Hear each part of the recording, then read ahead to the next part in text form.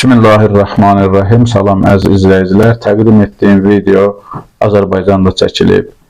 Gördüyünüz kimi 2 az yaşlı uşaq, 3-4 yaşında 2 uşaq analarına kömək edirlər və onlar yəqin ki, küçələrdən, müxtəlif yerlərdən topladıqları qabları ayırırlar. Metalları ayrı, plastikləri ayrı və yəqin ki, o qabları satıb deməli çörək pul edəcəklər. Əziz izləyicilər, hamımız bilirik ki, belə hallar Azərbaycanda artıq adiləşib və paytaxt Bakıda, sonra rayonlarda, xüsusən rayonlarda və kəndlərdə vəziyyət çox az-nazarlıdır. Amma demək olar ki, ölkə başdan başa eyni vəziyyətdir, aşağı-yuxarı eyni vəziyyətdir. Az yaşlı uşaqlar, yəni bağça yaşında olan uşaqların qarınlarını fikirləşmələri, yemək qazanma dalıca düşmələri, mən düşünürəm ki, dünyanın heç bir yerində belə bir biabırçılıq yoxdur. Bəzi ölkələrdə var, bəzi ölkələrdə aclıqdır. Məsələn, Fələstində, Qəzzada, Allah lənət eləsin, qatil rejim, uşaq qatili olan rejim deməli, yardımların qarşısını alır və orada müharibə şəraitindədir. İnsanlar yeməyə bir şey tapmırlar və aclıqdan bugün bilirik ki, təqribən 2 milyondan çox insan Fələstində aclıqla üz-üzədir, aclıq təhlükəsi ilə qarşılaşıblar. Axı, Azərbaycan Fələstinlə müqayisə olunacaq səviyyədə deyil. Çünki Azərbaycanın əvvəla bunların özləri iddia etdikləri kimi sabitliyi var. İkincisi, Azərbaycan nefti ilə, qazı ilə güvənir, yəni neftinə, qazına deməli arxalanır, müəyyən davranışları məhz neftinə, qazına görədir və Azərbaycanın təbii resursları, təbii deməli bu ehtiyatların mövcudluğu bizim Fələstinlə və digər ölkələrlə müqayisə etməyə ümumiyyətlə imkan vermir.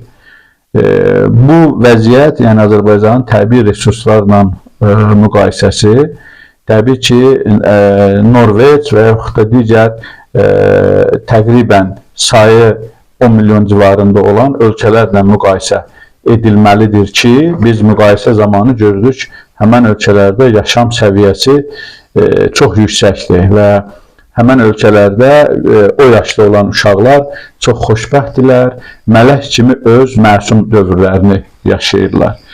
Əziz izləyicilər, bu video bugün mənim qarşıma çıxdı və təsadüfən bugün də İlham Əliyev bildiyiniz kimi Macaristanda səfərdədir. Dünəndən İlham Əliyev Macaristana səfər edib və Budapeştdə keçirilən, Macaristanın paytaxtı Budapeştdə keçirilən Türk Dövlətləri Təşkilatlarının, dövlət başçılarının qeyri-rəsmi zirvə görüşündə iştirak edib. Bir məlumat da sizin diqqətinizə çatdırım. Macaristanda keçirilən bu qeyri-rəsmi görüşdür, amma bu il Türk Dövlətləri Təşkilatının rəsmi zirvə görüşü məhz Azərbaycanda baş tutacaq. Bu tədbir üçün də kifayət qədər yəqin ki, büdcədən vəsait ayrılar və kifayət qədər bu istiqamətdə pul xərclənəcək. İlham Əliyevin həmən qeyri-rəsmi toplantıda, zirvə görüşündə deməli, uzun-uzadı bir çıxışı var. Əgər maraqlananlar internetdən axtarış verib oxuya bilərlər.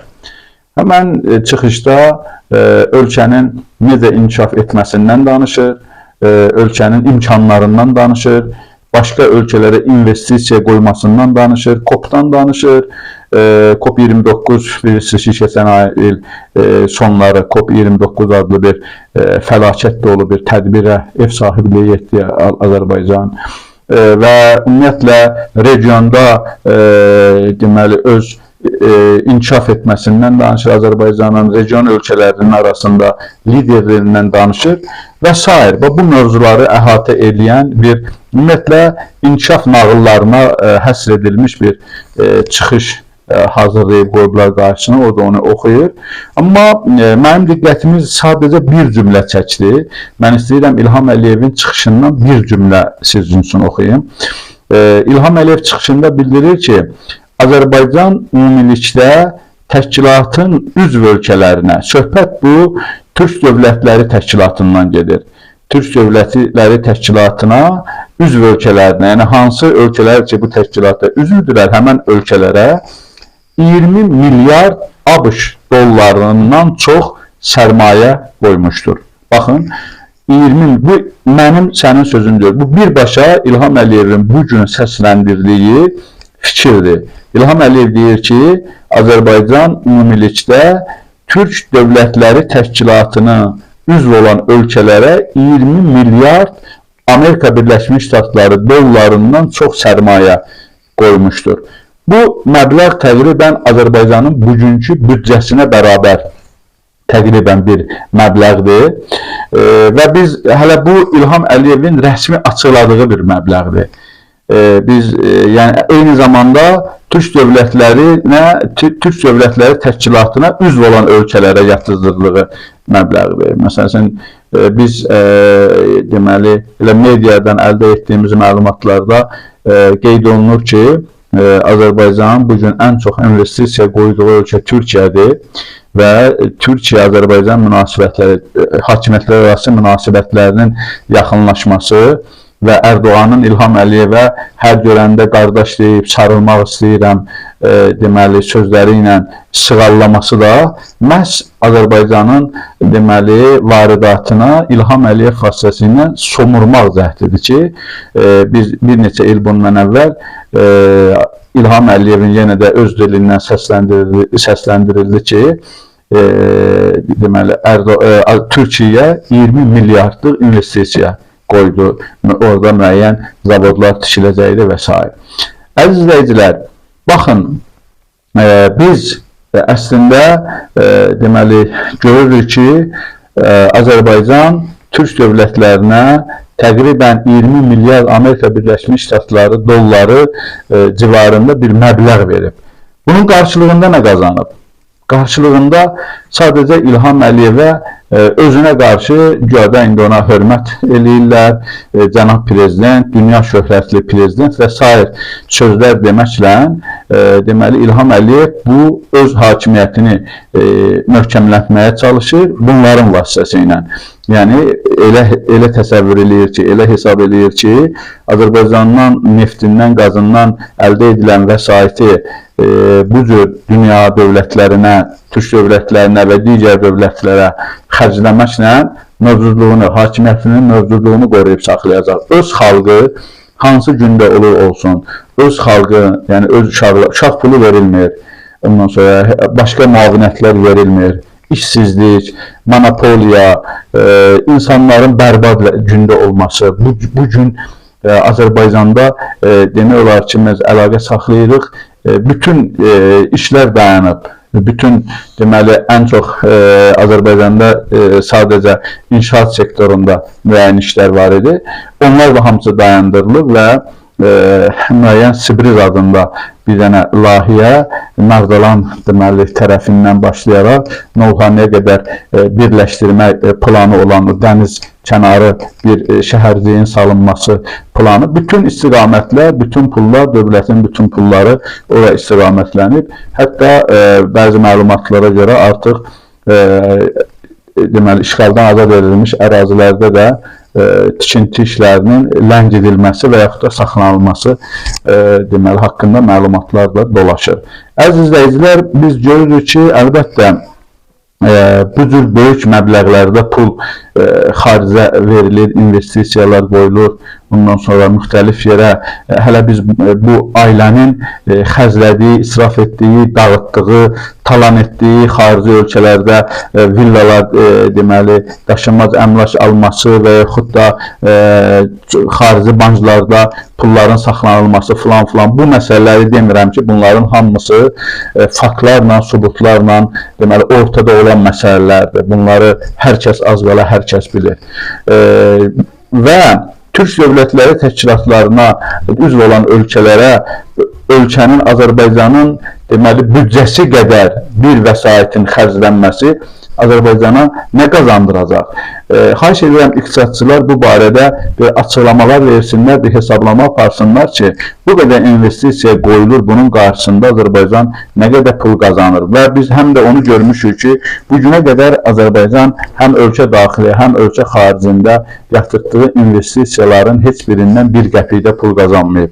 Yəni, nə qədər pul qoyulubsa, Azərbaycanda müxtəlif zavodlar açılırdı, müxtəlif sahələrə, bir ara pambıqçılıq sahəsini inkişaf etdirdilər, bir ara baramaçılığı, bir ara üzümçülüyü. Hər il yəni bir dənə bir sahənin dalıca düşüblər və ölkənin ümumi iqtisadi yol xəritəsi yoxdur, bir planı yoxdur. Ölkə iqtisadiyyatını nəyin üzərində quracaq və ölkə hansı istiqamətdə iqtisadi baxımdan deməli müəyyən işlər görüb 5 ildən 10 ildən sonra nə qədər qazanacaq və nə qədər investisiya qoyub nə qədər pul qazanacaq, nə qədər ölkəyə gəlir gələcək. Bununla bağlı konkret olaraq heç bir plan yoxdur. Varsa qoyun ortaya, göstərin ki, bəli, Azərbaycan hakimiyyətinin belə bir planı var. Qətiyyən belə bir plan yoxdur. Sadəcə kimin ağlına gəlir, bir gün məsələn durur, pambıqçılıq sahəsində bir dənə plan qoyur, müəyyən məbləğdə pul ayrılır, o pul yeyildi getdi.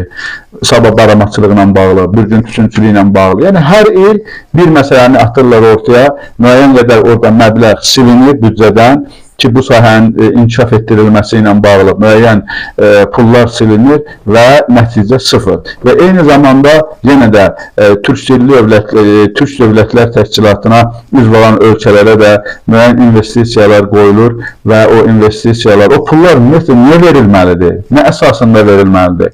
Azərbaycan hakimiyyəti niyə bununla bağlı xalqa bir açıqlama vermir, hesablama vermir ki, biz məsələn hər hansı bir ölkəyə bu qədər investisiya qoyuruq və bundan bu qədər qazanacağıq. Çünki xalq bunu tələb etmək gücündə deyil. Xalq öz immunitetini itirib. Normalda xalq bunu tələb etməlidir. Amma Azərbaycan cəmiyyəti nə yazır ki, hakimiyyət düz edir və belə bir söhbət var da, İlham Əliyev nə edirsə düz edir. Prinsipi artıq cəmiyyətin o qədər düşüncəsilərində oturub ki, insanlar cəsarət edə bilmirlər ki, soruşsunlar ki, siz niyə görə xarici ölkələrə bu qədər investisiya qoyursunuz və qoyulan investisiyadan bu dövlətə nə qazandırırsınız?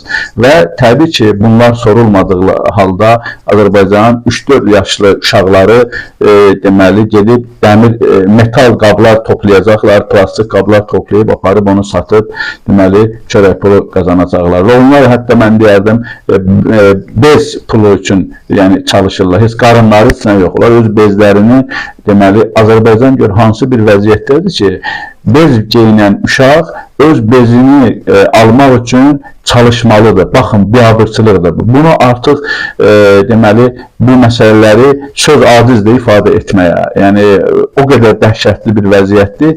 Əziz izləyicilər, mən yenə də eyni fikri, hər çıxışda eyni fikri təkrarlamaq zorunda qalıram ki, Azərbaycan hakimiyyəti bu cəsarəti xalqın susqunluğundan, qorxaqlığından və ən biabırçı halda xalqın yaltaqlığından bu cəsarəti alır. Əgər xalq yaltaq olmasa, xalq həqiqəti desə, xalq bu hakimiyyətin qarşısına çıxıb öz haqqını tələb etsə, hakimiyyət heç bir zaman bu qədər qudurğanlıq, azğınlıq hərəkətlər etməkdə cəsarət tapa bilməz. Vəssalamu aleykum və rəhmətullahi və bərəkatuhu.